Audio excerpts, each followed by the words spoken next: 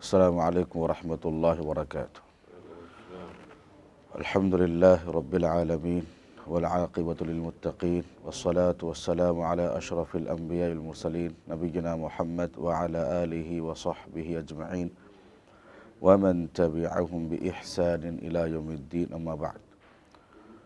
قال اللہ عز وجل: اعوذ باللہ السمیع العلیم من الشیطان الرجیم، قل ان کنتم تحبون اللہ فاتبعونی یحببکم اللہ ویغفر لکم ذنوبکم واللہ غفور رحیم۔ محترم دوستوں، میں نے ابھی آپ کے سامنے سورہ آل عمران آیت نمبر 30 پر 1 کی آیت تلاوت کی ہے، جس میں اللہ رب العالمین کا ارشاد ہوا: کہہ دیجئے اے محمد صلی اللہ علیہ وسلم، اگر تم اللہ رب العالمین سے محبت کرتے ہو تو تم میری تابع داری کرو، میری فرما برداری کرو، میری اطاعت کرو، تو اللہ تعالیٰ تم سے محبت کرے گا اور اس کے ساتھ تمہارے گناہوں کو معاف کرے گا۔ اللہ سبحانہ و تعالیٰ بڑا بخشنے والا اور مہربان ہے۔ عائشہ رضی اللہ عنہا سے روایت ہے، اللہ کے نبی صلی اللہ علیہ وسلم نے فرمایا: من احدث فی امرنا ھذا ما لیس منہ فہو رد، کہ جو کوئی شخص ہمارے دین میں نئی بات کا اگر ایجاد کیا، جس چیز کا ہم نے حکم نہیں دیا، تو وہ رد کر دیا جائے گا، وہ عمل قبول نہیں کیا جائے گا۔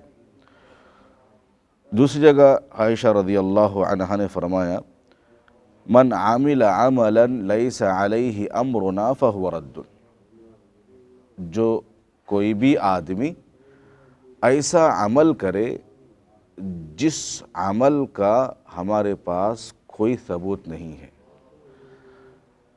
جس کا ہمارے دین سے کوئی تعلق نہیں ہے، تو وہ کیا ہے؟ وہ رد کر دیا جائے گا، وہ قابل قبول نہیں ہوگا۔ اور اسی طریقے سے عرباد بن ساریہ رضی اللہ عنہ سے روایت ہے، انہوں نے کہا کہ اللہ کے نبی صلی اللہ علیہ وسلم نے ایک دن نماز پڑھائی، پھر ہماری طرف متوجہ ہو کر ایک جامع نصیحت کی، ایک جامع وعظ فرمایا۔ اس نصیحت سے ہماری آنکھیں اشکبار ہو گئیں اور ہمارے دل تھرا گئے۔ ایک شخص نے کہا: اللہ کے رسول، آپ کا خطاب، آپ کا وعظ اور آپ کی نصیحت ایسی تھی جیسا کہ آپ کا آخری خطبہ ہے، الوداعی خطبہ ہے، آپ ہمیں نصیحت کیجیے۔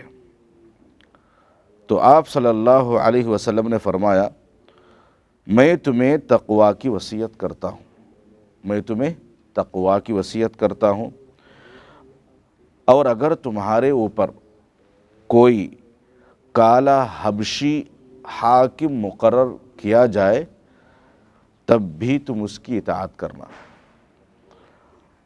اور جو شخص تم میں سے میرے بعد زندہ رہے گا فَسَيَرَىٰ اخْتِلَافًا كَثِيرًا، وہ بہت سارے اختلافات کو دیکھے گا۔ میرے بعد جو بھی زندہ رہے گا وہ کیا دیکھے گا؟ بہت سارے اختلافات کو دیکھے گا۔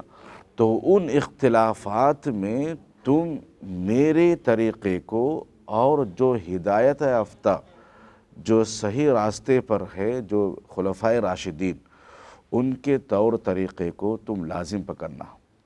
جیسے دانتوں سے ایک انسان کس چیز کو مضبوطی سے پکڑتا ہے، اسی طریقے سے تم کیا کرنا؟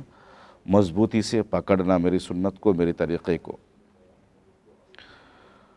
اور بدعات سے بچے رہنا، اسلام کے اندر نئی چیزوں کو ایجاد کرنے سے بچتے رہنا، کیونکہ ہر نئی چیز بدعت ہے اور ہر بدعت کیا ہے انسان کو گمراہ کر دیتی ہے، انسان گمراہی پہ چلا جاتا ہے۔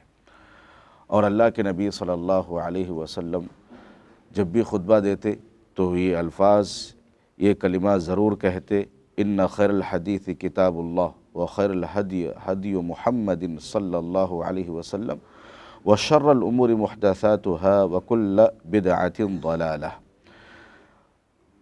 اللہ کے نبی صلی اللہ علیہ وسلم کی خطبات کے اندر یہ کلمات دیکھیے کہ سب سے بہتر بات اللہ کی کتاب ہے، اور سب سے بہتر راستہ محمد صلی اللہ علیہ وسلم کا راستہ ہے، اور دنیا میں نئی باتیں ایجاد کرنی بدعت ہے، اور ہر بدعت گمراہی ہے۔ تو ان تمام احادیث سے اور اللہ کے نبی صلی اللہ علیہ وسلم کے فرمان سے اور اللہ رب العالمین کی اس آیت سے ہمیں اس بات کا پتہ چلتا ہے کہ اسلام کے اندر نئی چیزوں کا ایجاد کرنا، اپنے سے دین سمجھ کر اسے ثواب حاصل ہوگا، تو یہ نئی چیزیں جس پر اللہ کے نبی صلی اللہ علیہ وسلم کا کوئی عمل نہیں ہے، دین میں اس کا کوئی ثبوت نہیں ہے، تو عمل قبول نہیں کیا جائے گا۔ اور اسلام کے اندر دیکھیے ایسی چیز کا ایجاد کرنا جس کی کوئی مثال نہیں ملتی، اور ایسے عمل کا ایجاد کرنا جس سے اللہ کے نبی صلی اللہ علیہ وسلم کا عمل نہیں ہے، تو یہ بدعات میں آئیں گے۔ لوگ کیا کرتے ہیں، ایسی بدعات کو ایجاد کر کے ثواب سمجھ کر کرتے ہیں، لیکن الٹا ان کو وبال ہوگا، گناہیں ملیں گی، انسان گمراہی پہ جا رہا ہے، اور ہر گمراہ انسان کو جہنم میں لے جائے گا۔ انسان جب گمراہی پہ رہے گا، بدعت پہ عمل کرتے رہے گا، یہ کام جب زیادہ ہو جائیں گے تو انسان کہاں جائے گا؟ جہنم کی طرف چلا جائے گا۔ تو انسانوں کو، جو امت محمدیہ ہے، ہم مسلمان ہیں، ہمارا طریقہ اخلاص کے بل بوتے پر اللہ کی عبادت کرنا ہے، اور وہ عبادت اللہ کے نبی صلی اللہ علیہ وسلم کی اتباع کے مطابق ہونا ہے، فرما برداری کے مطابق ہونا ہے۔ اگر یہ دو چیزیں ہمارے اندر نہیں ہیں تو ہمارے عمل قبول نہیں ہوگی۔